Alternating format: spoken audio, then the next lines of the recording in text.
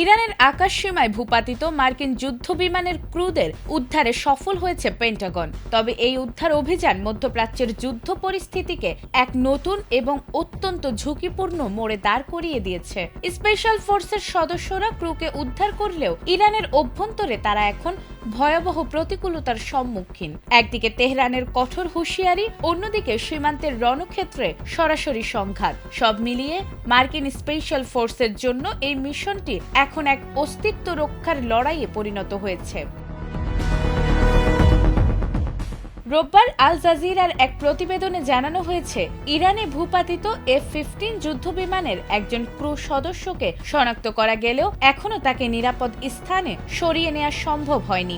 মার্কিন সরকারি সূত্রের দাবি, উদ্ধার অভিযান চালানোর সময় তীব্র গোলাগুলির মুখে পড়ে বিশেষ বাহিনী। ফলে ওই এয়ারম্যান এখনও ইরানের ভেতরেই আটকে রয়েছেন এবং তার জীবন ঝুঁকির মধ্যে রয়েছে।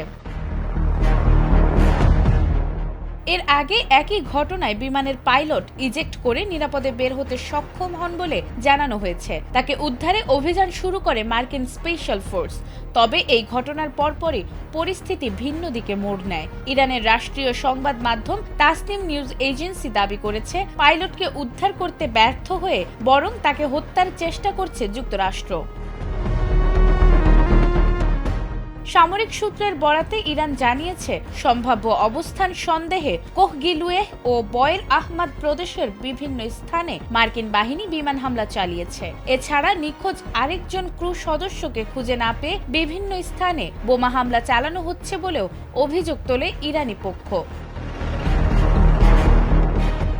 বিশ্লেষকরা বলছেন, একই ঘটনাকে ঘিরে যুক্তরাষ্ট্র ও ইরানের বিপরীতমুখী বক্তব্য এই সংঘাতকে আরো ঘনীভূত করছে। ফলে শুধু উদ্ধার অভিযানই নয়, পুরো পরিস্থিতি এখন রয়ে গেছে চরম অনিশ্চয়তা ও ঝুঁকির মধ্যে।